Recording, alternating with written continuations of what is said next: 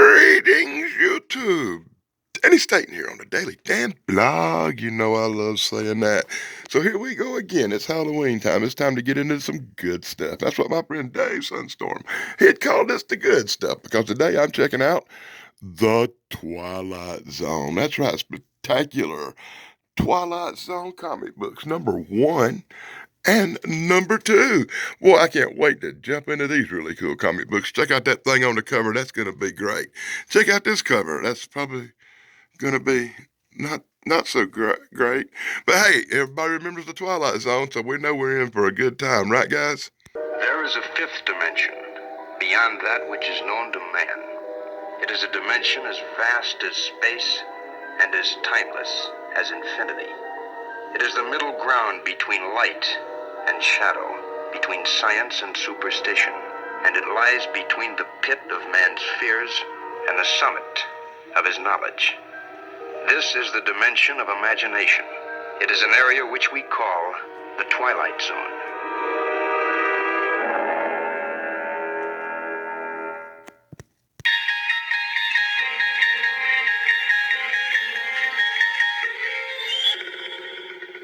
Okay, that's enough with the teasing. So we all know what the Twilight Zone is. So let's get this review started. This might be pretty long since I'm doing two comic books. So inside the front cover of the Twilight Zone, number one from 1991, we get a really cool commercial for the Green Hornet and Kato with some excellent art. I love the look of these comic books. So wonderfully drawn, very well illustrated with great color standing out from 1991. I have my first edition of a Now comic book. Now, number one. That's right, number one, The Twilight Zone, as we see Professor Dum-Dum running through the streets, screaming in terror for the reasons we have to find out. Not one single word of dialogue to tell us what's going on. Oh boy, it's going to be one of them. Lightning strikes and thunder roar, and suddenly it turns black and white, and I fear that this comic may be going downhill because you know how I feel about black and white. Then we get The Writing Daytime, a big, long story, that's right, by Harlan Ellison, a story explaining, oh my God, explaining the comic book we're about to see. For 30 minutes you have to read, and I'll hold it real still so you can pause it and read this big, long, drug-out dialogue that has nothing to do with the freaking comic book we're about to see now, right? I bet you thought it would just be the one page, didn't you? But they're talking about I Love Lucy, and they're talking about all kind of other stuff that's just totally irritating that they're doing this. Right in the beginning of a comic book, they want to ruin the story. They got to put this in the back. Ain't like nobody's going to take time to sit there and read this stuff anyway. Well, except for that one guy that we call Michael Marone, because he's got AD&D artistically stuff, and he's going to sit there, and he's going to read every bleeping word of this dismal nightmare. Okay, moving right along. This professor guy's running. He's freaking out. He's tripping out. He's being chased by the thing from the Crate in Creep Show, apparently. No, that's not the thing from the Crate in Creep Show. No, that's a demon. And this demon's after him because he done made a sell his soul deal with a demon. And now he's screwed because the demon's coming to collect his soul. So in full, wonderfully drawn panels, brought to you by the Daily Dan Blog. We getting it on. We got this here creepy crate-crawling demon. This demon up from the dark side. This demon's chasing Roy. And Roy done sold his soul to the devil because Roy look like a red-nosed clown, don't you, Roy? That's right. You shouldn't sell your soul to Satan, Roy. Of course, we know you did that a long time ago. So this guy named Roy sold his soul to the devil, and now the devil's coming to claim it as he screams in terror. What will he do now that he sold his soul to the demons and the devil's coming to collect? He heads out because he knows he's got one chance only. He's got to go see the master of all evil. He's got to go see Frankenstein. Nope. What? Frankenstein? No, he ain't going to see Frankenstein. Frankenstein works for this guy. You know, this guy looks like Dr. Strange, so for the rest of the book, we're just going to call this evil wizard warlord Dr. Strange. That's right. Dr. Strange. He's hanging out. He's hanging out with, oh my God, who does she remind me of? Got it. He's hanging out with young Michelle Obama. I was wondering who she looked like. She looked like young Michelle Obama, you know, after Mickey changed. Anyway, he's tripping. He's telling Dr. Strange about selling his soul to a demon. And I got rich, and I got all my inventions to pass, and I got wealthy, and all I had to do was sell my soul. I didn't know it would only be 7 years, and 7 years later he come, and 7 years now he's gone for my soul, and it's a demon, and the demon's chasing me all around, and whatever will I do? Oh my God, this demon's out to get me! Ah! Oh God, Dr. Strange grits his teeth for having to listen to this guy's dismal story. That's right. By the time this guy gets done whining, me and Dr. Strange are the same. We're kind of hoping the demon gets this whiny little bastard, but this whiny little bastard's got a jewel. He's got a rare thing that Dr. Strange wants. So Dr. Strange makes a deal. He says, I will fight this demon for you. I will run this demon back to the dark side. So I am Dr. Strange. I am the master. And little evil chick goes, you can't go and fight for him. I guess this is his mom or something. Anyway, he tells evil little fat chick that he is going to fight for the guy. He's going to save the guy's soul. He gives her $20 to let her go away. She's insulted, but whatever. Anyway, later on that night, Later on that night, they're doing this magic invocation. They're doing this thing. They're calling up the demon. But evil mama flips and tells the demon, why don't you just kill all these suckers? Demon says, maybe I just kill you instead. And she tells the demon she got a special treat for him if he does what she says. So God, special treat from her? That makes me want to pull my hair out and cry. So in the well-drawn, incredibly cool panels in this Twilight Zone comic book from 1991, I see the candles burning. I see the monster being summoned. I see the monster show up and just surprise everybody at its incredible grossness and ugliness. The monster goes crazy. He goes on a killing spree. Everybody's tripping. Everybody's running. Whatever will we do? Michelle Obama's upset, and she says, why have you sold your soul to this demon? Ah! And the battle rages on. Michelle Obama, Weird Roy, and Dr. Strange do battle with the incredible demon. Look, Dr. Strange did so much battle, he got his clothes smoked right down to his underwear. Dr. Strange had to go change. Dr. Strange had to go change. That's right. He had to get him a new uniform. He had to get him some new clothes. He had to get him a new jacket because his stuff got ripped up fighting with a demon. He says that didn't work out real well. We'll have to come up with a new plan there, Roy. Roy's all upset. Dr. Strange searching for a new plan. He heads down to the vault and he whips out a box. Oh my God, he's going to call up Pinhead. No, that ain't that box. I thought for a minute it was turning into a Hellraiser story, but no, he went in the box and he got out his magic. What? His magic amulet. Hey, guess what? My magic amulet's going to take care of all this. It's a magic flower I put on my uniform. I put on my lapel and squirt holy water in his face. Ha, ha, ha, ha. No, it's some kind of magic rod that banishes demons. So he's out there trying to get the demon to back attack him so he can use his magic amulet pendant thing. Oh, my God.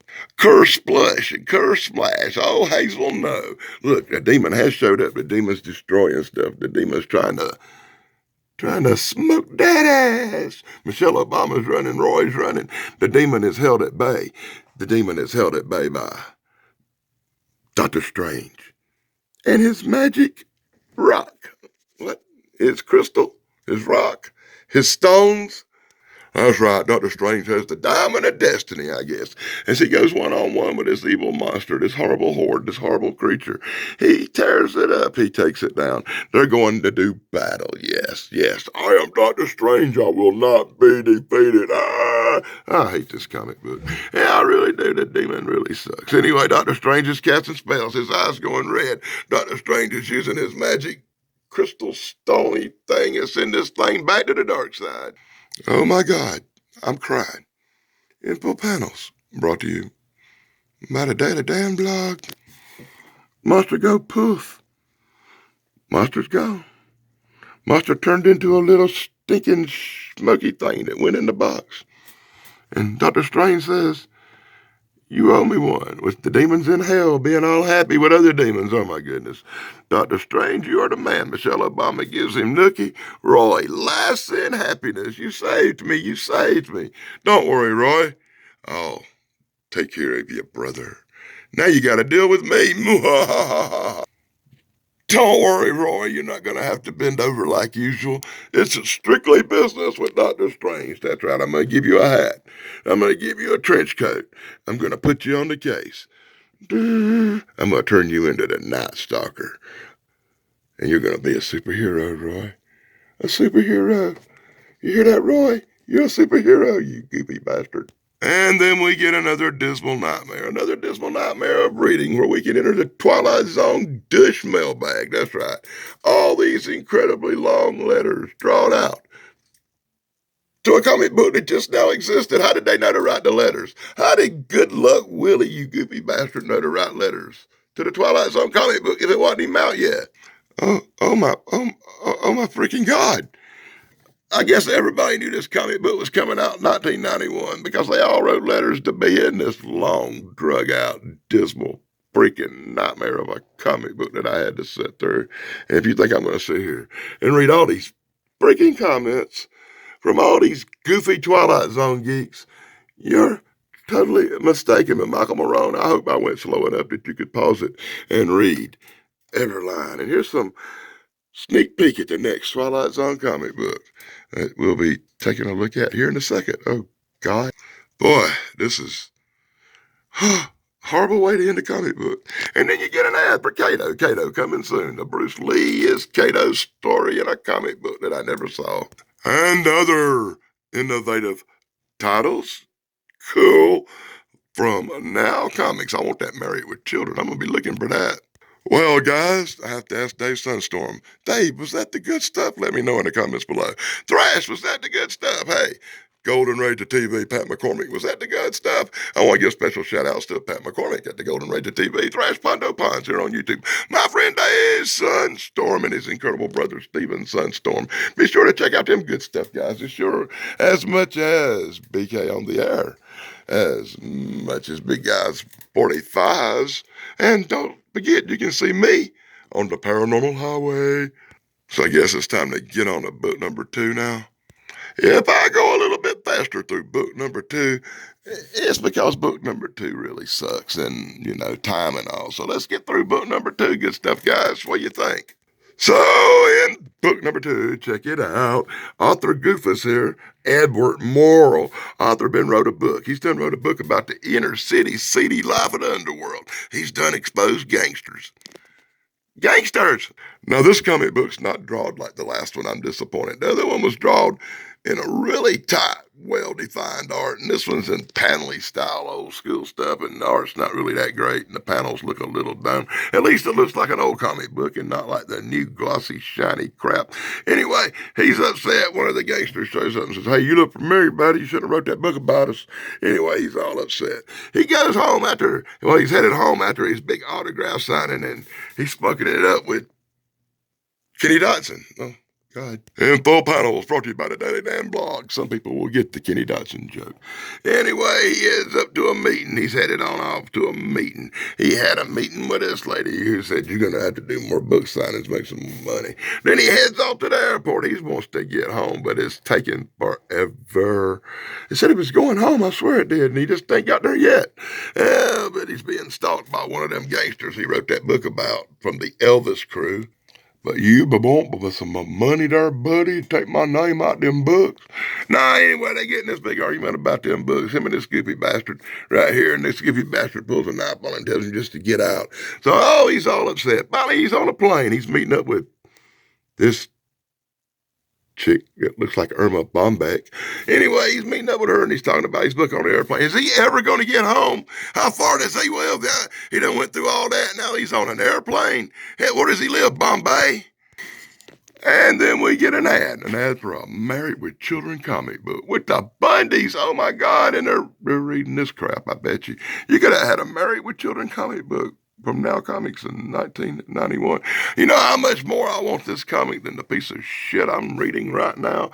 Oh my God. Anyway, the guys from the Fonzie crew showed up. Hey, we're Fonzie Gang. Fonzie Gang done showed up. They're looking for a dude. They're going to mess him up for spilling their secrets.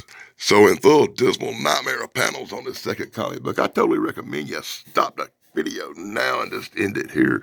I wouldn't watch the rest of this if I was you, because it's horrible already. Anyway, dude's being stalked by the gang. Dude pulls his knife. They battle, they fight, and apparently he's a badass too. Eddie Morrell, superhero. Yeah, that's right. He takes them all on. He fights them off. He knocks them out. He moves on. He finally says, I got to make a phone call. And honk, he calls up this chick in bed and goes, I'm never going to get home because I'm a dumbass. In full panels, brought to you by the Daily Damn Blog, we see the story of this goof trying to get home, and it don't look like he's ever going to make it. Oh, my God. He's going. He keeps getting attacked by the Fonzarelli crew, everybody who looked like a greaser. They chase him, they fight, he escapes. They chase him some more, they fight, he escapes again. And now this comic book taunts me. It taunts me with the fact that there was a much better comic book out there. That's right. It taunts me with a full-page ad for Married with Children, a comic book I want so much more than this one. And pages of long, drag-out ads for the Green Hornet and Kato. Another comic book I wished I had more than this one. And then you get one for the Ghostbusters, and I'd probably choose Twilight Zone over the real Ghostbusters any day of the week. And then we get 2.5 pages of Elvis and the gang threatening guy. Elvis and the gang doing a Nazi walk. Elvis and the gang threatening the guy some more.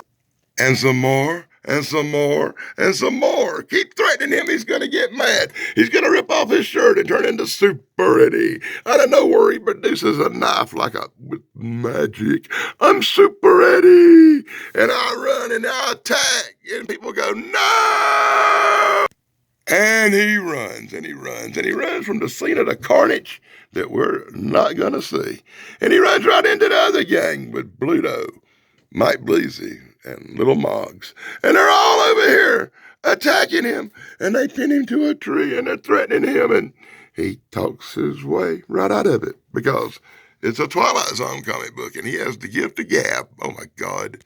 So in one of the crappiest stories I've ever had the displeasure of sitting through, he visits the grave of all the people he killed. The gangsters have forgive him. He has talked his way out of it. Now he's just one of the crew. Ain't that thing? They all have respect for him. What a crappy freaking ending. And to show how bad he is, he tags his name. That's right. This comic book literally ends with a man in a business suit doing a rappy thing and tagging his name on a wall to show how bad he is. And now I want to pull my hair out, cry, and do drugs. Oh, my God. And then we get more of that Twilight Zone letter. People, I swear, people writing up letters for a comic book that just come out. I think they made up all this crap. I don't think none of this shit's real. I think this shit's all made up. Don't you think it's made up? Let me know in the comments below. How come every comic book they advertise in here looks better than this crap I just looked through? Anyway, we can see Kato, the Bruce Lee story, and I still want to check one of them out. And then you get comic book ads for the freaking Terminator. How could they slaughter this comic book any worse by showing so much stuff you'd rather see than this? And it ends with a news flash on the last page, where you hear about all the really cool stuff coming out from Now Comics that we're probably going to avoid most of, except maybe that Married with Children and that Kato. Anyway, well, maybe that new Green Hornet, because there's some kind of really cool art in this Green Hornet comic book. It makes me jump right out of the page at me and just, wow, it's cool. And that's the back cover of this dismal nightmare, once again showing you more stuff that's probably better than what we just checked out. I hope you enjoyed my really quick flashback. I wouldn't call it really quick. Yeah, oh my God. I hope you enjoyed my flashback to 1991 as I check out the first Now Comics I've ever checked out, I do believe. And it's the Twilight Zone, based on a TV series, so you know it's going to make the wall. I love the covers. This story was okay, this story not so much, but hey, I think they're both cool in a special kind of way. This one in that special way of nostalgic old comics, and this one in that special way where whoever drew it probably wrote a short school bus. Oh my God. Anyway, moving right along, be sure to like, subscribe, ring that bell. Be sure to join me next time. And until next time, Danny Staten on the Daily Dan Blog and the Fat Comic Book Guy probably. Blog over, dudes.